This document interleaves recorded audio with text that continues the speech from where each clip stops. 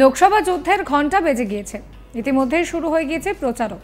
ময়দানে নেমেছেন খোদ প্রধানমন্ত্রী নরেন্দ্র মোদী। সূত্রের খবর, নির্বাচন কমিশন সম্ভবত 13ই মার্চের পর খেলা শুরু গোটা দেশে, কারণ ওই দিনের পরই নাকি লোকসভা নির্বাচনের তারিখ ঘোষণা করতে পারে বলে জানা গিয়েছে।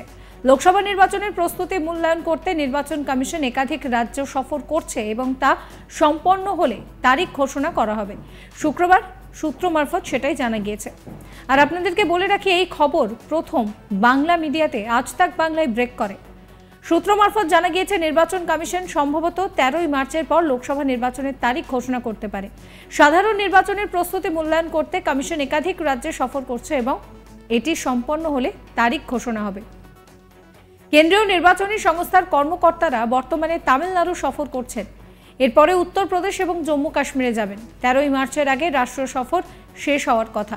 কমিশন গত কয়েক মাস ধরে পরিস্থিতি পর্যালোচনা করতে সমস্ত রাজ্যের মুখ্য নির্বাচনী আধিকারিকদের সঙ্গে নিয়মিত বৈঠক করেছে। সমস্যার যে জায়গাগুলো রয়েছে সেগুলোকে তালিকাভুক্ত করা হয়েছে। ইভিএম এর চলাচল, নিরাপত্তা বাহিনীর প্রয়োজনীয়তা, সীমান্তে সতর্কতা, সমস্ত বিষয় কিন্তু দেখা হচ্ছে। নির্বাচন কমিশনের তথ্য বলছে যে প্রায় 96 কোটি মানুষ আসন্ন লোকসভা নির্বাচনে ভোট দেওয়ার যোগ্য।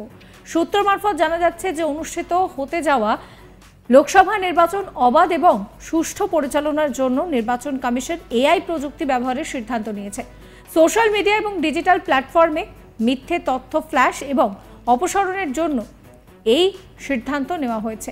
নির্বাচন আধিকারিকদের মতে, কমিশন ফ্যাক্ট চেকিং, ভুল তথ্যের বিরুদ্ধে ব্যবস্থা এবং সংবেদনশীল অঞ্চলে উচ্চতর নিরাপত্তা নিশ্চিত করার দিকেও মনোযোগ দিচ্ছে। এই বিষয়ে আমাদের ইন্ডিয়া টুডে দিল্লির করেসপন্ডেন্ট ঐশ্বর্য পালিওয়াল কি বলছেন শোনাবো আপনাদের। One of the things that the Election Commission this time and in this elections is taking care of is the fact that social media is something that has been at the core of all the preparations which have been done. The Election Commission believes that it's not just on the ground that elections are now being fought with social media platforms being used massively by candidates and also by political parties.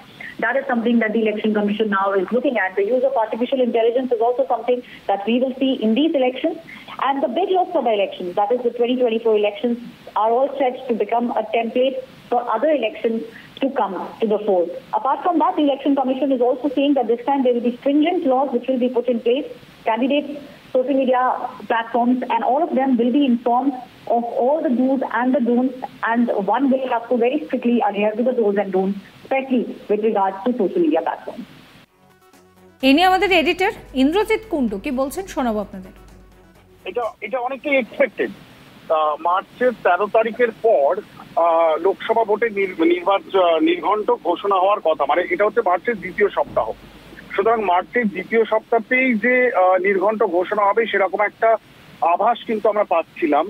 আজকে আমাদের এই report, যেটা ঐশ্বর্যা পালিওয়াল আমাদেরকে জানাচ্ছে নয়াদিল্লি থেকে, আমাদের India today correspondent, সেটাতেই শিলমোহর দিচ্ছে। কারণ তুমি দেখো, যত পরীক্ষা রয়েছে, সেটা কেন্দ্রীয় বোর্ড হোক বা রাজ্যের হোক, বিশেষ করে সিবিএসই, আইসিএসসি, এই বোর্ডের পরীক্ষাগুলো নির্ঘণ্টের উপর অনেক কিছু নির্ভর করছিল। এই পরীক্ষাগুলি আস্তে আস্তে শেষ হয়ে যাবে এবং সেই পরীক্ষাগুলির অবসান হলে তবেই কিন্তু নির্বাচন প্রসেসের মধ্যে ঢোকা সম্ভব ইলেকশন কমিশনের।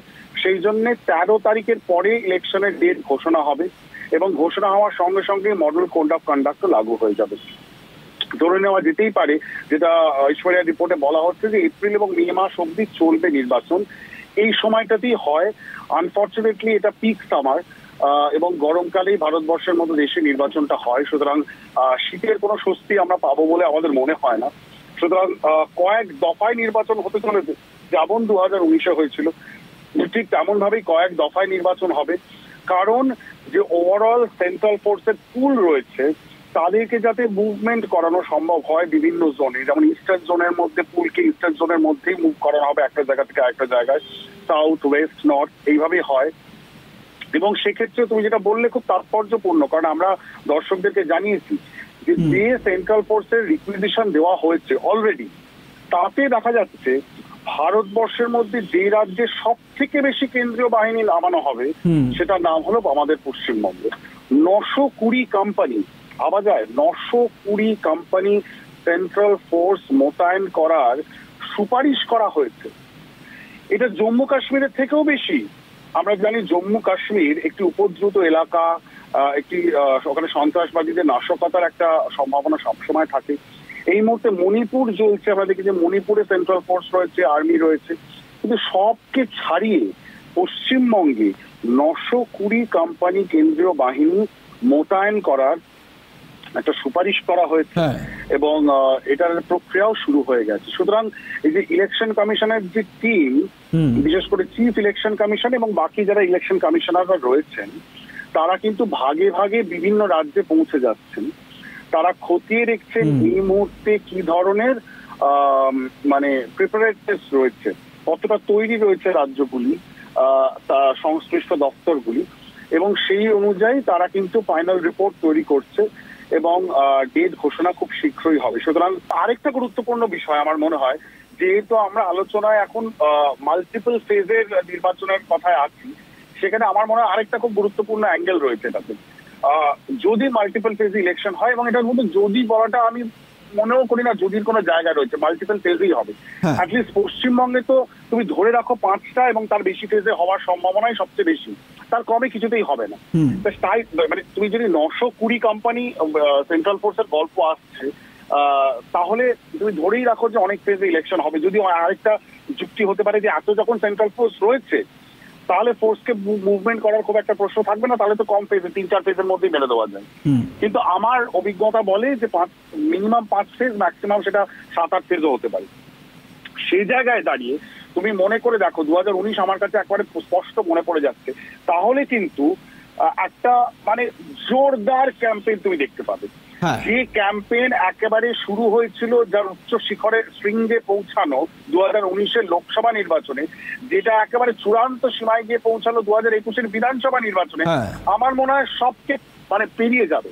কারণ 2024-এর এই নির্বাচনটায় দুটো দলের কাছে, বিশেষ করে বিজেপি এবং তৃণমূলের কাছে, বিজেপির কাছে এটা হচ্ছে শেষ ফ্রন্টিয়ার।